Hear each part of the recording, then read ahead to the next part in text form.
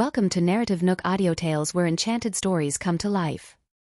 If you enjoy our stories, please subscribe, like and share to support our channel. Enjoy listening. When Philip heard that he was meeting his grandson's fiancée today, he was beside himself with excitement. The butler was a bit helpless. "Sir, you've checked yourself in the mirror a bazillion times. If I didn't know any better, I'd think you were getting ready to see your own wife. Asterisk, you shut up." Philip put away the mirror and hurried him. "Go check if they've arrived yet.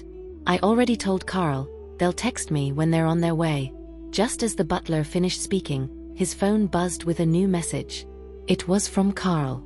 They were about to set off. They would be at the hospital in 10 minutes. "Hurry up, go greet them." Philip was beyond excited, urging the butler, "What are you standing there for? Get a move on." Inside the luxurious car, Arabella was a little sleepy, and as the car jostled along, she gradually closed her eyes. "Sir, up ahead is..." Before Carl could finish speaking, he heard Romeo whisper, "Hush." Carl looked in the rearview mirror and realized that Miss Arabella had fallen asleep. When the car slowly came to a stop, Arabella's head tilted to one side, and Romeo gently caught her face. Her face was soft and smooth, like that of a well-behaved child. Even without makeup, she was indescribably beautiful. She was flawless. Romeo's gaze traced her features. He moved closer to her, offering his shoulder for her to sleep more comfortably. Carl's eyes nearly popped out of his head. Wasn't the boss a clean freak? He was actually getting close to a woman. This was simply unthinkable. The butler waiting outside the car was so shocked. He rubbed his eyes, thinking he was seeing things. Romeo was really offering his shoulder to a girl, looking at her with a doting gaze he had never seen before. Did the boss have feelings for this girl? Who was this girl? Arabella didn't know how long she had slept. When she opened her eyes, she found herself sleeping on Romeo's shoulder. The car was already parked in the hospital garage. Did I fall asleep? She looked at the clock in the car and realized she had been leaning on his shoulder for so long. "Sorry, why didn't you wake me up? Did you sleep late last night?" Romeo's tone was not the least bit reproachful, but rather gentle. "I wanted to let you sleep a bit more. Since Miss Arabella is awake, sir, you can go ahead, I'll catch up with the gifts." "All right." Just as Carl was about to fetch the gifts, he heard Arabella say, "I've prepared the gifts." He was stunned, and like Romeo, surprised. However, he couldn't help but scrutinize Arabella. She didn't even have a bag. "Where's the gift?" "Sir, are you really not going to take the gifts you prepared?" Carl was a bit puzzled. "Listen to Arabella." Romeo stood by Arabella's side, the two of them walking side by side down the street, their stunning appearances attracting countless stares. In the ward, Philip had been waiting a long time, and finally saw two people entering. "Grandpa, Bella and I are here to visit you," said Romeo. But Philip's gaze didn't linger on his grandson, but was completely focused on the young girl. "So, you're the brave girl who saved me twice?" Philip didn't expect this girl to be so beautiful. He was at death's door the last 2 times and didn't get a good look at her. He had no idea how stunning she was. He could only say that Romeo was really lucky to have such a beautiful wife, to be. "Hello, Mr. Philip." Arabella greeted politely as soon as she walked in. She was so refined. "Don't call me Mr. Philip, it sounds so distant. We're family, just call me Grandpa." Philip was very pleased with her and said happily, "You're my grandson's fiancée, naturally, you can call me Grandpa just like he does." Arabella choked. She and Romeo just met by chance, they weren't anywhere near the stage of being engaged. "I heard from Carl that you're a lost relative of the Collins family who was about to return to the Collins family and saved me at the same time. Yesterday I had that soup and was rushed into surgery, and you pulled me back from the brink of death again. That's twice you've saved me. What a strange twist of fate this is. If it weren't for this girl, he would have been long gone. Would he have had a chance to meet his future granddaughter-in-law? And you've been stranded for 18 years, you must have had a rough time." Arabella was about to say that she was okay and not suffering when she heard him continue. "The Collins family and the Macmillan family will treat you better in the future." Arabella understood why the Collins family would be concerned about her, but wouldn't the Macmillan family be caring too much? "Your name is Arabella, right?" Nice name, and you're very pretty. Philip seemed to be talking to Brody. Brody nodded in agreement with a smile. This girl was indeed more appealing than Serena, very natural and unique. Ah, I've been talking non-stop and forgot to offer you a seat. Come sit, kiddo. Philip patted the double sofa by his bed. Romeo's eyes sparkled. Was this sofa new? Bought just so that he and Arabella could sit together. They really went all out. Brody awkwardly laughed. Young master, sit down please. Romeo didn't show any displeasure and naturally sat next to Arabella. This surprised Philip. His grandson seemed to feel differently about this girl. Bella, Carl told me you just finished high school. Have you thought about going to college? I can help arrange that. Arabella obediently replied, not at the moment. Well, how about Summerfield College? I know the principal. Romeo tried to change the subject. Have you taken your medication today? As soon as the topic of medication came up, Philip's brows furrowed. That medicine is so disgusting. I don't know who made it. It's so bitter it could make me suffocate. Everyone turned to look at Arabella. Arabella calmly said, I made it. Philip looked shocked. He never expected his granddaughter-in-law not only to be able to diagnose and perform surgery, but also to make medicine. He immediately changed his tune. Even though it's a bit bitter at first, medicine is supposed to be bitter to be beneficial. After taking the medicine, you can have a sweet, and it'll taste very sweet. That sweetness is just like the care my granddaughter-in-law has for me. Then you should take it, Romeo added calmly. Philip said, Brody, bring me the medicine. I was planning on taking it anyway. I just forgot because I was so pleased to see my granddaughter-in-law. What a storyteller. Brody didn't even want to expose it. Just a moment ago, before Miss Arabella arrived, Philip was commenting on how the medicine was so awful it made him want to puke. Now, how did things change? The medicine my granddaughter-in-law gave me, I could take lots of it. Arabella was speechless. No need to take so much medicine, actually. Brody put the medicine in front of Philip, and Philip ate it all. He was really bold and hearty in doing so. Delicious. Carl saw Philip's brows furrowed. Brody knew the taste of the medicine was indescribable, but there was no choice. The one who made the medicine was right here. And this medicine was good for the health. How are you feeling today? Arabella asked. I'm very happy that you and Romeo came to visit me. All my aches and pains have disappeared. Philip just finished speaking, suddenly clutched his chest, his expression somewhat uncomfortable. Arabella had no chance to treat him before he bent down and vomited a mouthful of blood. Everyone was shocked. Grandpa. Mr. Philip, are you okay? What's going on? Wait, I'll go get a doctor. Miss Arabella is a doctor. Miss Arabella, please check on Mr. Philip. What's wrong with him? Arabella immediately diagnosed him. She seemed to have discovered something, asking, have you been drinking? Romeo and Carl looked at Philip in disbelief. No, I didn't drink. Philip knew he couldn't hide it anymore, so he admitted, I just had a little bit. Arabella asked, a bottle of wine? How did you know? Philip looked at her in astonishment. How did she know? Was she not a doctor, but a fairy? Arabella smiled. The bottle of wine is empty. Philip turned around and saw the bottle of wine hidden in the blanket had somehow been exposed. He quickly glared at Brody, blaming him. Didn't I tell you to hide it well? I didn't expect it to be found out. Philip and Miss Arabella suddenly arrived. He didn't have time to hide it. Grandpa, Romeo said seriously, knowing his grandson was going to lecture him again. Philip quickly waved his hand. All right, I know, I just have a sweet tooth. I was happy when my granddaughter-in-law came. Today, with my granddaughter-in-law here, she can vouch for me. I won't do it again next time. Romeo coldly said, can we trust your words? Yes. Why not? Philip hurriedly said, if you don't believe me, have my granddaughter-in-law come over every day to check on me. See if I've been drinking. Romeo turned to Arabella. I think it's necessary to prepare some more medicine for Grandpa to take. No. The medicine just now was more bitter than his life. Giving him more medicine, he would die on the spot. Is your taste too heavy? Romeo deliberately said, didn't you say you could take lots of your granddaughter-in-law's medicine? You. This naughty boy, deliberately let him into trouble. Arabella, standing by, briefly glanced over and said with a smile, "No more meds needed, but you can't drink anymore." All right. Philip nodded in agreement. Arabella's right. Brody, who was also standing by, nodded repeatedly. "Miss Arabella, I will definitely take good care of Philip from now on." Arabella, slightly helpless, corrected him gently, "Just call me Arabella."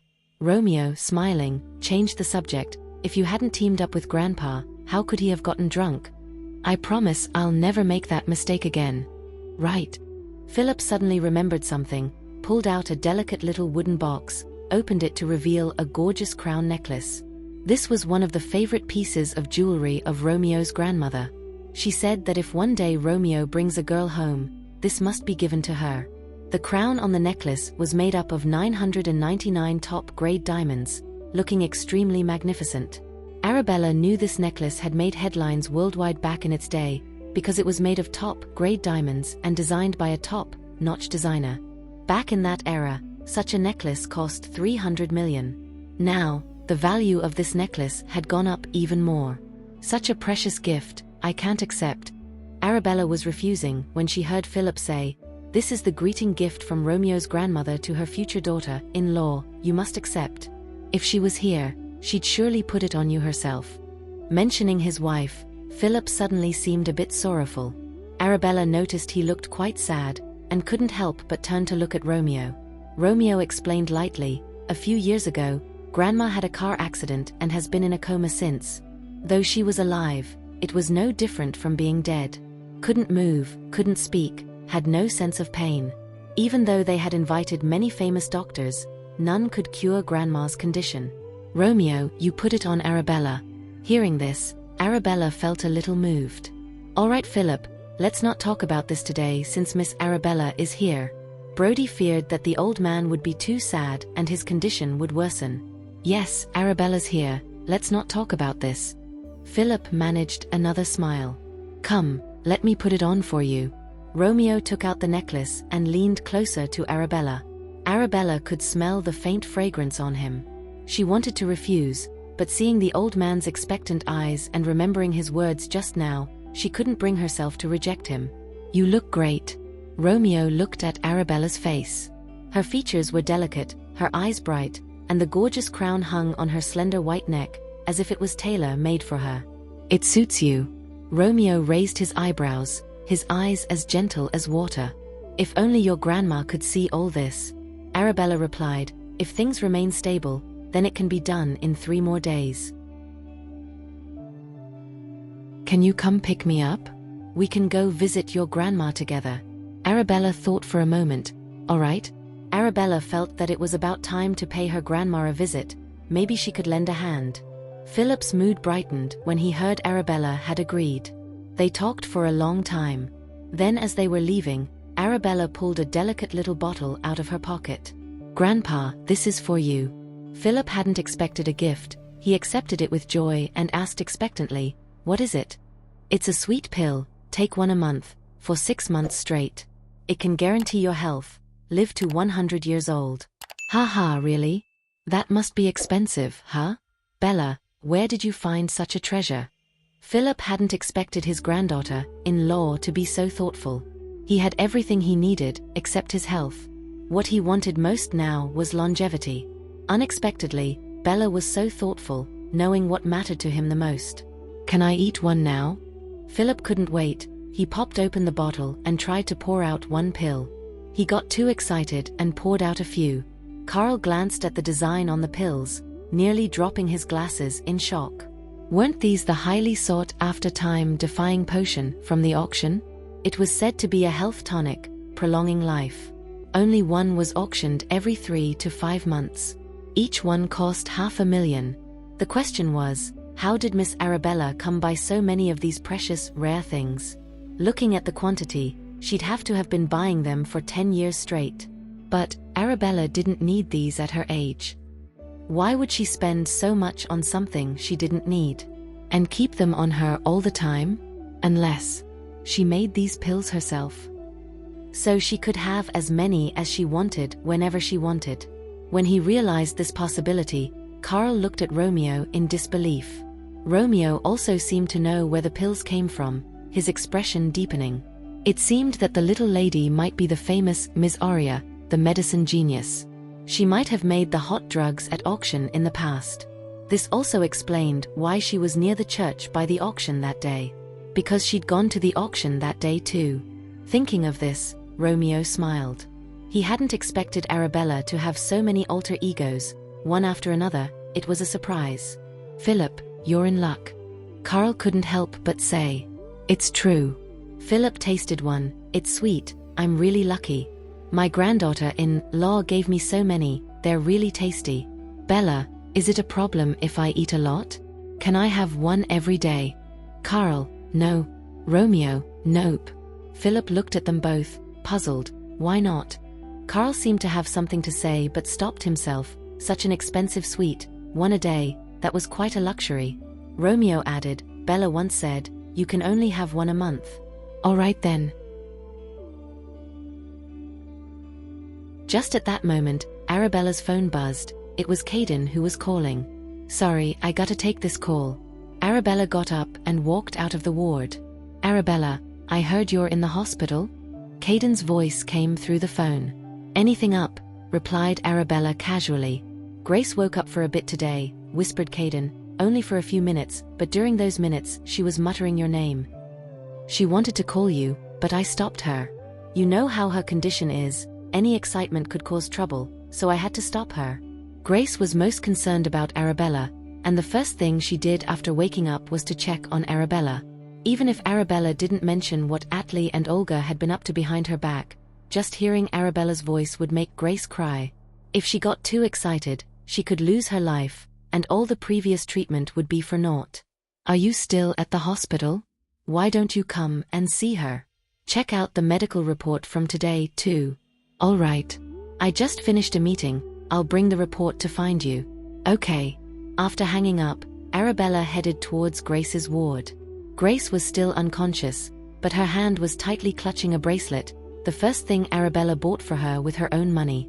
Arabella gently held her frail hand. The person on the bed seemed to sense her arrival, her fingers moved slightly.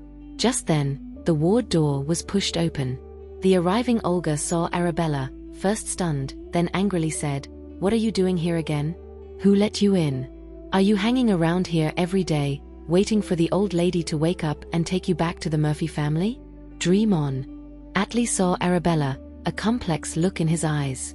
He didn't expect this kid to be so persistent, sneaking into the hospital every day when they were hot around, just to stay in Summerfield. "It's unnecessary. She's not a real child of Murphy family. Atlee, I bet she's using our daughter's name to get in and out of the ward freely. You have to tell the nurse, she has no blood ties with our family. Our daughter is Yoli. They can't let her in when they see her." Atlee had the same suspicion, otherwise why would she be able to come and go freely here? She must have told the nurse she's a Murphy, Grace's own granddaughter. Seeing Arabella show no signs of leaving, Olga couldn't help but yell, "What are you still doing here? Get out.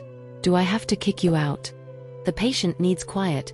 Arabella stood up calmly. She wasn't planning to stay long anyways. The old lady was about to wake up. Her presence would only upset the old lady's condition. Watching Arabella's retreating figure, Olga got angrier. She happened to bring a bag today. She clutched the handle and suddenly hurled it at Arabella's back. Just in that instant, Arabella was pulled back by a hand, and the bag landed on the floor. Olga saw who it was, and both she and Atlee were very shocked. "It's Dr. Caden? So that's how you treat the person who saved your mother's life?"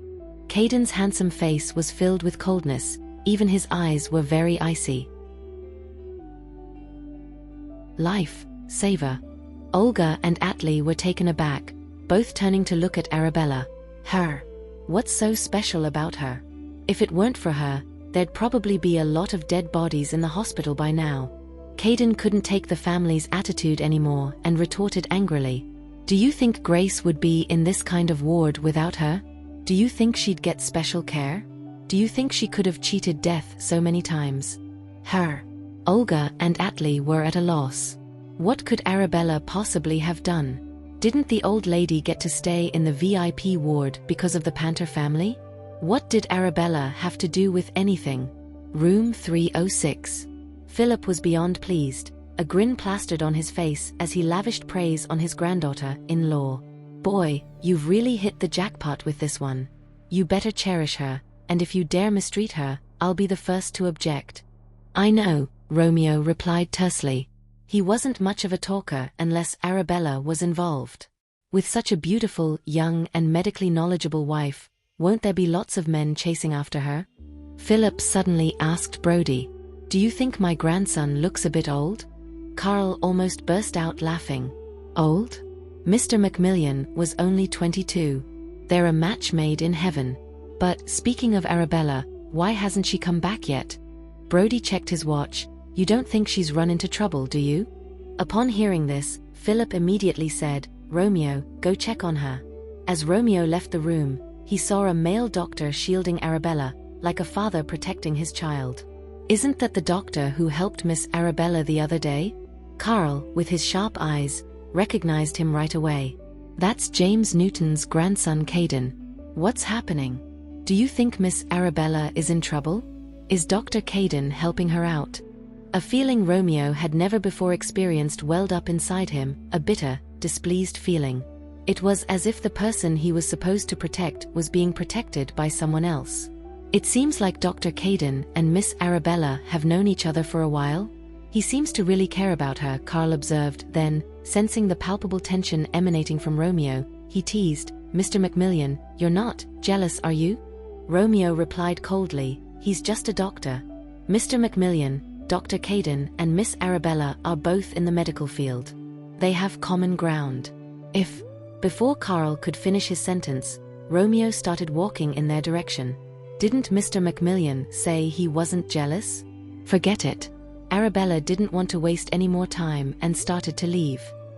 Caden was indignant on her behalf. You really should tell them who is responsible for Grace being alive today. There's nothing to say. Arabella left first, and an irritated Caden followed closely behind. What did Dr. Caden mean? Our mother is alive today because of our family and the Panther family, not Arabella, right? Olga was utterly perplexed. As she watched them leave, she couldn't help but say, she didn't pay nor contribute. What power does she have to bring an old woman back from the brink of death? This is absolutely ridiculous. Many doctors were at their wits' end, but we paid for it. The Panther family provided Grace with a VIP hospital room, so that she is still alive. Let it go. Atlee didn't want to stir up a fuss. Being the richest dude in Tranquil City, he needed to keep a good public image and not cause a scene. But Olga speculated, did Dr. Caden step up for Arabella because he's got a thing for her? I found it odd. His attitude towards us was so bad before, probably because of Arabella. Stop it. Let's go in and see Mother. I don't know when Mom will wake up. I've already arranged for the will. Once she signs it, leaving her assets to us and Yoli, I can breathe easy. Keep your voice down. Atlee glared back at her. What are you hoping everyone hears? Olga quickly clamped her mouth shut and closed the door to the hospital room. Arabella had no idea why they were visiting. She turned to Caden and said, I've got things to do. You can take off. What about Grace's medical report? If there are no special circumstances, you can read for yourself. Okay. Caden noticed a man waiting in front of them with short clean hair, tall figure, exuding an aristocratic aura. Was that guy Romeo? Ever since he saved Philip, Bella seemed to get along well with this guy. Romeo barely glanced at Caden and focused on Arabella. He asked her in a soft voice, Is there any trouble? Nope. If there's anything, just let me know. I'll help you out. Arabella looked up at Romeo's serious expression and said lightly, It's nothing, just ran into two people. I'm going to see Grandpa. Okay. Romeo's gaze followed her into the room, then turned to Caden not far away. Caden wasn't sure if he should greet him. Even his grandpa was respectful towards this man. Just as he was hesitating, Romeo withdrew his gaze and followed Arabella into the room. Bella, you didn't run into any trouble, did you? Philip asked with concern when he saw his granddaughter.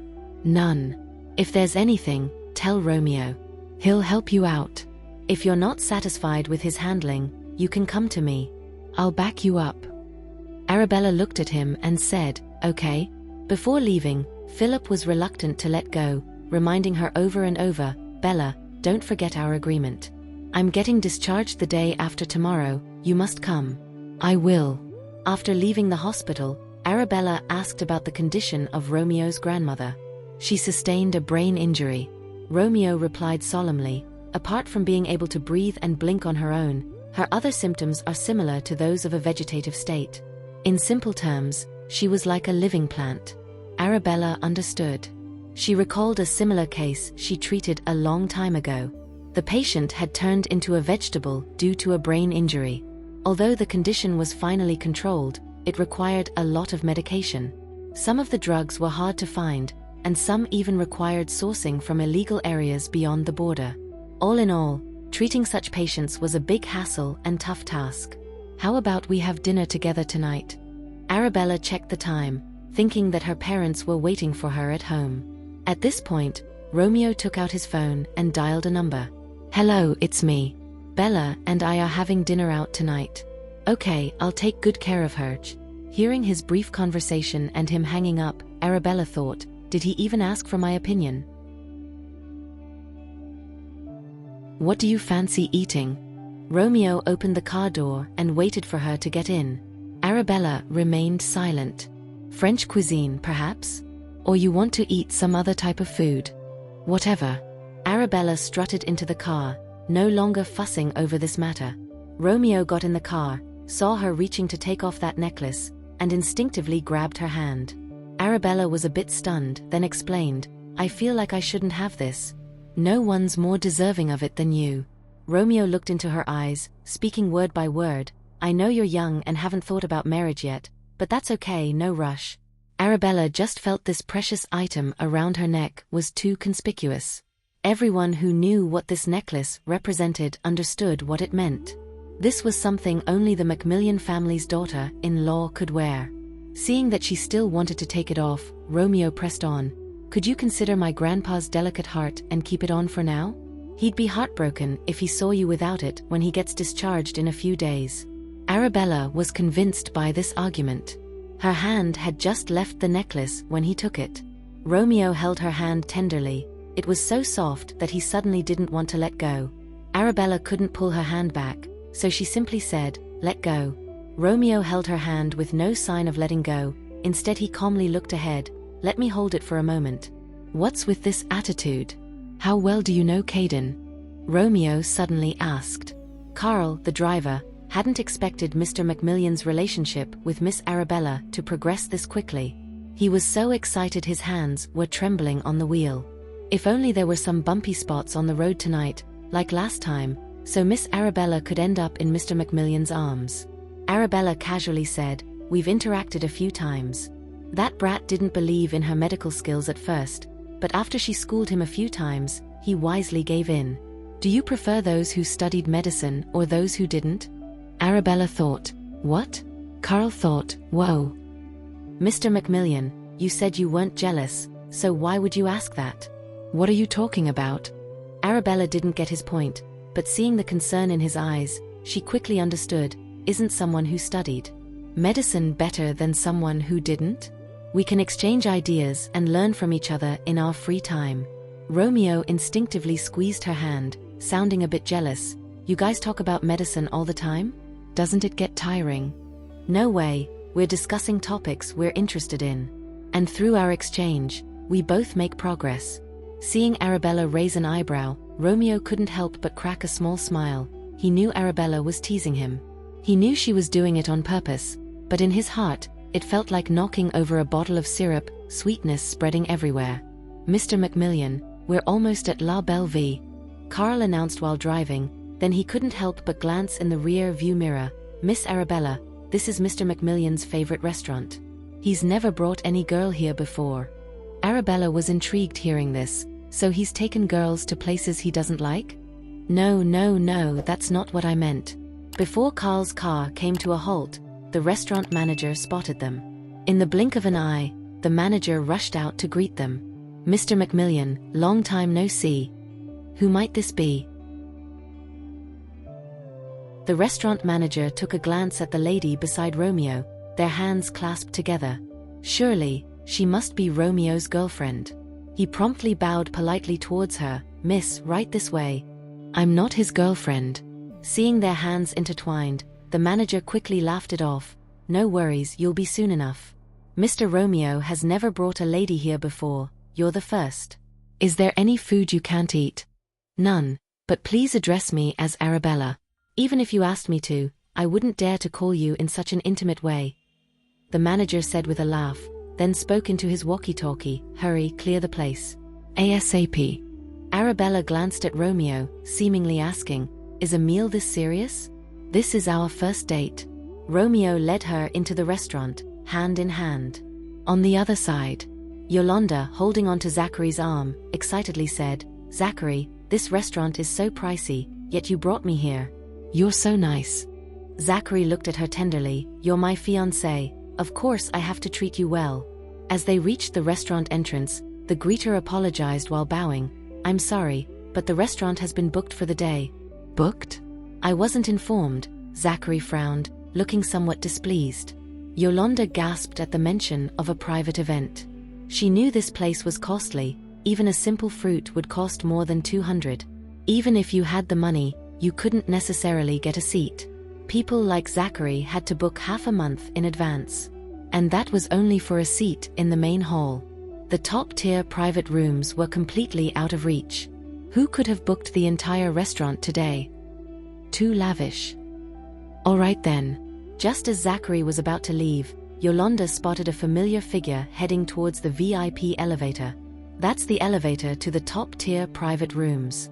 Isn't that Arabella?" She wouldn't mistake that silhouette. Yolanda pointed at the girl inside. "Why is she allowed in?" "Who are you referring to?" The greeter turned around, saw no one, then gently explained, "The only people allowed here are tonight's guests and the restaurant staff." "Yoli, who did you see?" Zachary asked curiously. "I think I saw my sister," Yolanda whispered into Zachary's ear. "Are you sure you didn't get it wrong?" The people who could enter here were all rich or nobility. With Arabella's spending power, she obviously didn't fit in. Moreover, the restaurant was booked. How could she get in? "Maybe my sister is trying to find a job here to stay in Summerfield?" Yolanda feigned a sigh. "Zachary, could you help my sister find a job? I'm worried that the rich people here might have ill intentions towards her. She used to be very dignified. If she has to lower herself to stay in Summerfield, her life is none of our business anymore." Zachary, holding Yolanda's hand, said, "Let's go eat at the restaurant across the street." "Okay." In order to better observe Arabella's predicament, Yolanda deliberately chose a window side table so that she could clearly see when Arabella got off work from La Bellevue. "Sir, madam, please have a seat." In this spacious and luxurious private room, one could see the outside scenery. It's an upscale restaurant at the top of a hill with a ceiling that opened up to give a real view of the night sky. Thank you for listening. If you have enjoyed this story, please like and share so others can see it too. Also hit the subscription button and notification bell so you can be notified on our next release. Thank you for your support. God bless you.